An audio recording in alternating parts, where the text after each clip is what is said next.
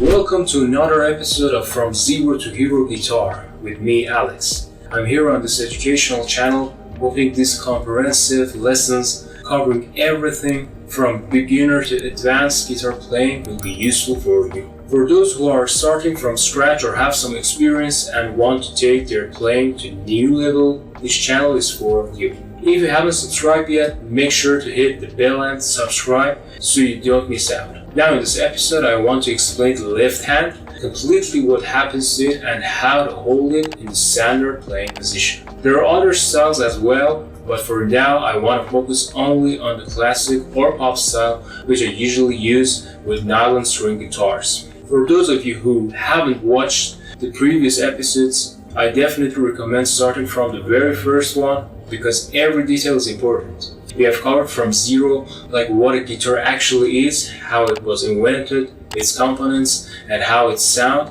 is produced. Now let's get straight to the left hand.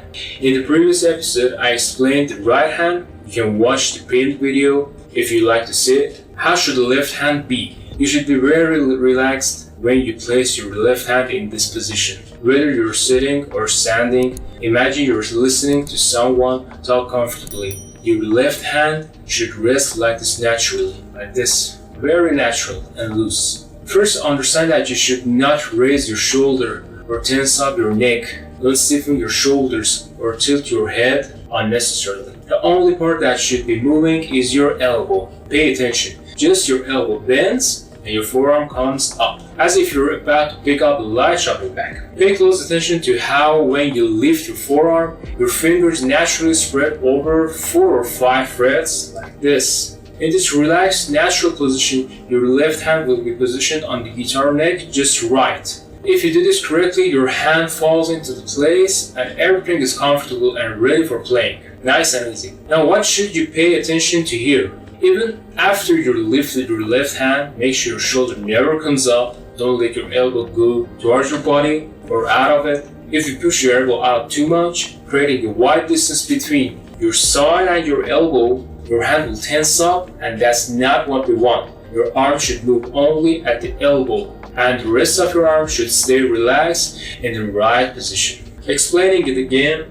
look closer to my elbow. It's not bent inward or outward. Very straightforward. From the elbow, let's move slowly to the fingers themselves and see what they should be doing. This is very important. Many people overlook these details or try to fix their hand, but can't quite get it right. I want to go back and focus on the thumb. The thumb is crucial. Make sure you keep your thumb relaxed behind the neck of the guitar. Don't bend it too much and don't let it get too stiff. For most people, the thumb naturally sits a bit on its side, not completely flat, like this. Think of it as you're holding a bowl of soup in your hand. You don't want the soup to spill. Your thumb gently supports your hand from behind and the rest of your fingers are free to move. Relax your hands so your thumb is straight and slightly to the side, not forced. This is the bowl of soup. You don't want to spill it in any directions. It should be as flat as possible, like this. And in this position, it goes through the neck of the guitar. Very simple. Where should you place your thumb? If you measure the width of your hand, your thumb should be roughly in the middle of the back of the guitar neck. Don't bring it up too much or too low. Importantly, you shouldn't press with the tip of your thumb. And another important thing, you shouldn't press with the tip of your thumb or the very bottom. Instead, the contact should be along the pad of the thumb, the broader area, not the very tip or the base. Exactly this position.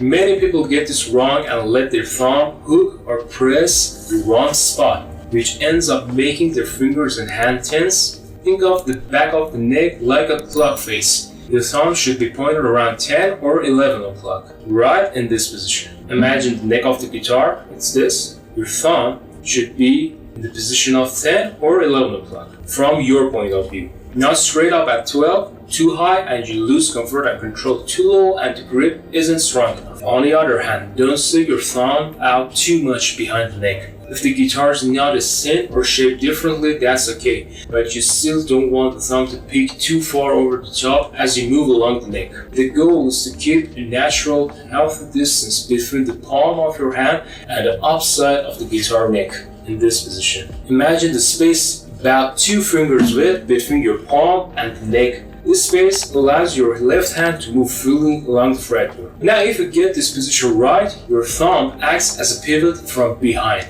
giving your fingers more reach on the fretboard, like this. But if you let your palm get too close to the neck like this, you can't move your hands smoothly and you lose control. It's stuck and you can't do anything. Here's why this is so important. Your 4 fingers are actually like the steering wheel of the guitar. They tell which notes to play and when. How should you place your fingers on the frets? Well, there are several key points. Don't press down with the pad of your finger. Always use the fingertip, not underneath the nail, but with the tip. If you press with the pad in this part, your finger will bend and the joints are collapsed inward, which you don't want. Look at this example. I will press the frets with the pad of my fingers. My joints are collapsing inwards that we don't want. This will cause unintended tensions in the muscles, and definitely you can't play easily. When you press with the pad, your joints can buckle and twist, which will cause tension and can eventually lead to long-term issues. That's why you must always use the fingertips, not the pads, to press down the strings. So the right way is pressing with the tip like this, which will bend the joints outward. This is exactly the thing that we want, as much as possible in the different situations. Now, what the pressure you apply with your fingers, you don't want to use too much force, but at the same time,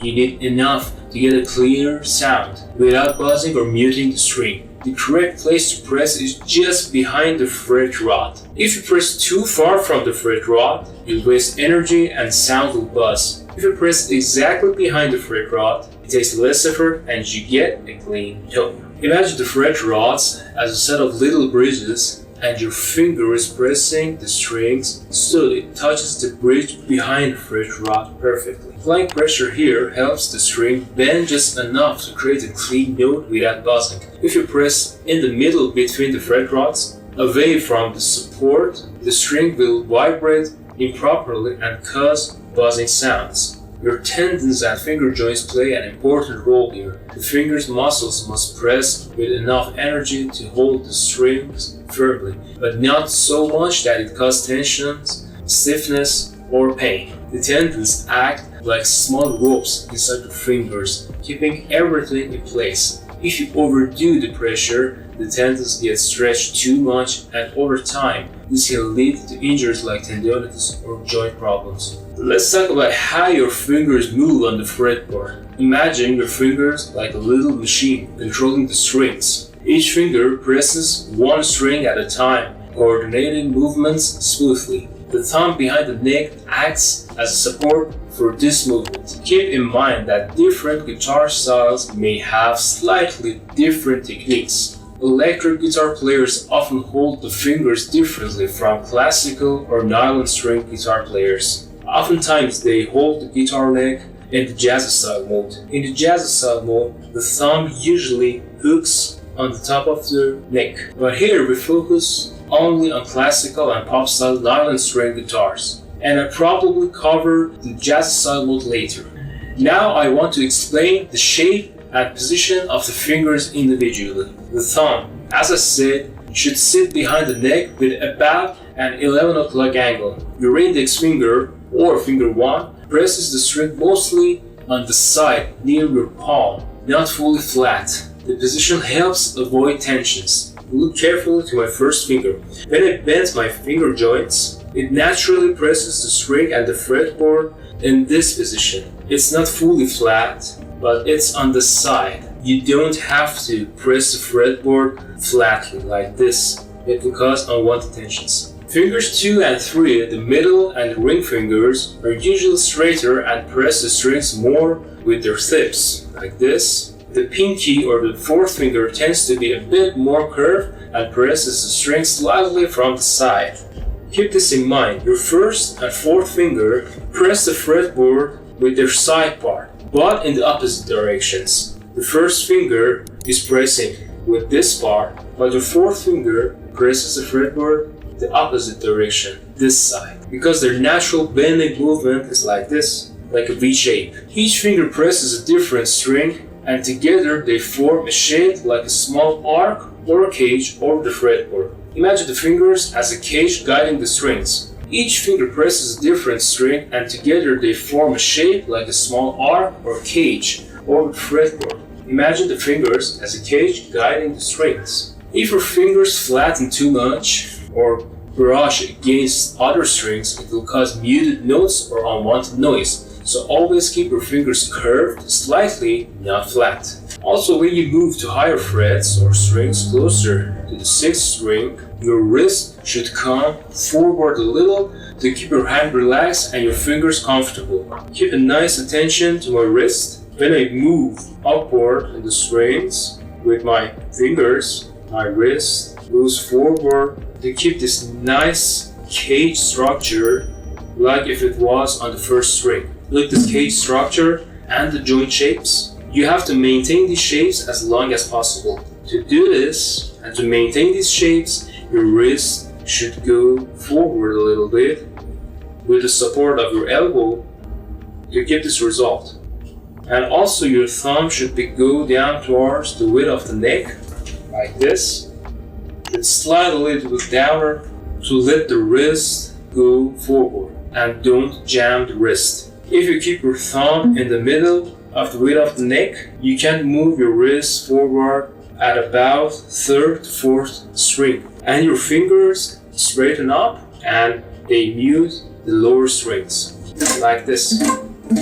Also, as you move towards the thicker strings at the top of the guitar, your wrist should come a little forward. This forward wrist movement keeps your hand relaxed and fingers in a natural curve. If your wrist does not move forward, it becomes rigid and finger movement becomes difficult, causing discomfort and limiting your playing. Some players put their thumb on a way that they're wrapping the guitar neck. This will cause the discomfort also. Remember, the thumb's role is to be relaxed support behind the neck, not to grip or squeeze hard. Think of it this way, your thumb is like a gentle anchor point that balances the other fingers on the fretboard. Let me explain further about how this position affects the movement of your fingers. When your thumb is the correct 10 or 11 o'clock position, your fingers naturally spread and curve over the fretboard, allowing you to reach the frets more comfortably. This position also prevents your thumb from pressing too close to the neck, which would cause stiffness and difficulty in shifting your hand along the neck. Many beginner guitarists unknowingly move their palm too close to the neck,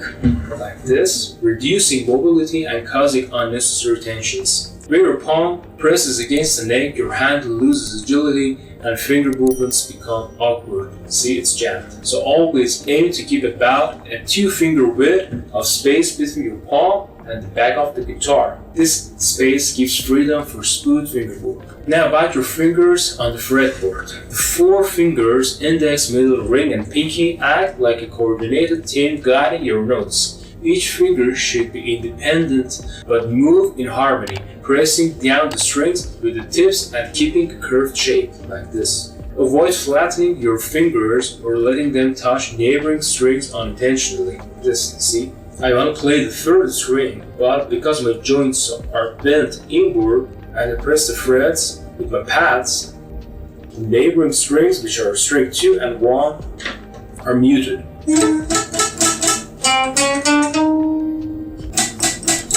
Also make sure when playing notes on lower strings, the thicker bass strings, your wrist moves slightly forward to maintain comfort and proper finger curvature. If your wrist stays rigid or too far back, you lose flexibility and risk injury. Regarding finger pressure, always press the strings just behind the fret rod, not far from it, to get the clearest sound with minimum effort.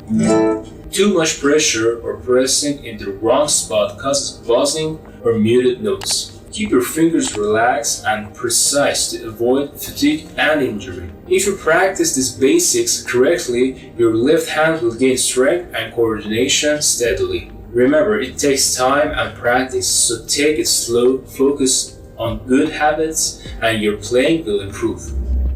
Sometimes you might see guitarists playing electric guitar who hold their thumb differently, like this, maybe more wrapped around the neck. That's a different style and it has its uses, but here with classical and pop nylon string guitar, stick to the position we discussed. that comfortable 10-11 o'clock thumb position behind the neck. This position helps you keep relaxed hands and precise finger control, which is especially important when you're learning good technique from the start. Now let's address a very common mistake beginners make when moving their fingers along the strings and frets. Many tend to lift all their fingers at once or press multiple frets simultaneously quickly. This causes loss of control and messes up the sound. The key is to move your fingers one at a time smoothly, transitioning from one fret to the next. Think of it as a gentle climb up the neck. In the training, see how I put my fingers one by one on the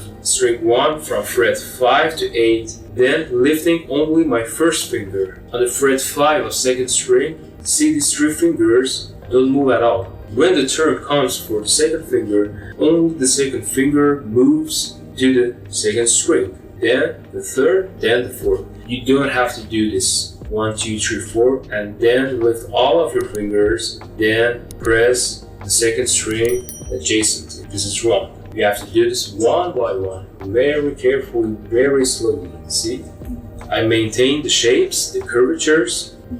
I'm moving my wrist forward. I'm keeping this 2-finger space till the 6th string. And I don't mute any of the lower strings when I switch to the upper one. Be careful when moving from lower to higher strings. Your fingers need to adjust carefully to avoid accidental muting on other strings. Don't rush the fingers, take it slow and steady so each note is clear and clean. Keep the natural curve of your fingers and maintain the healthy distance between your palm and the guitar neck, which was about 2-finger space. Remember, smoothness and precision beats speed every time. A useful practice is to start on the 5th fret and play each fret in order, changing one finger at every beat. Use a metronome or count slowly from 1 to 4 on each string. This keeps the rhythm steady. This exercise strengthens your finger independency and builds muscle memory efficiently. Remember, practicing is key here. Take your time to develop good finger posture and pressure habits. Over time, these small details make a huge difference in your comfort and sound quality when playing guitar. A quick note for practice: try sitting comfortably with your guitar, keep your left hand relaxed and place it on the fretboard as we discussed, like this. Very simple. Practice moving your fingers one by one on a single fret, going string by string slowly. Use a metronome or count slowly 1, 2, 3, 4. Make sure your fingers don't touch or mute neighbor strings accidentally. Focus only on your left hand and keep your right hand passive for now. Let's try this practice with a metronome. Let's go over to training. 1, 2, 3, 4. 1, 2, 3, 4.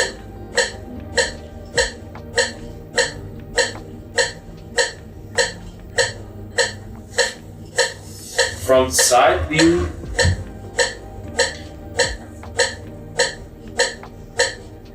I'm maintaining every tip that I share with you.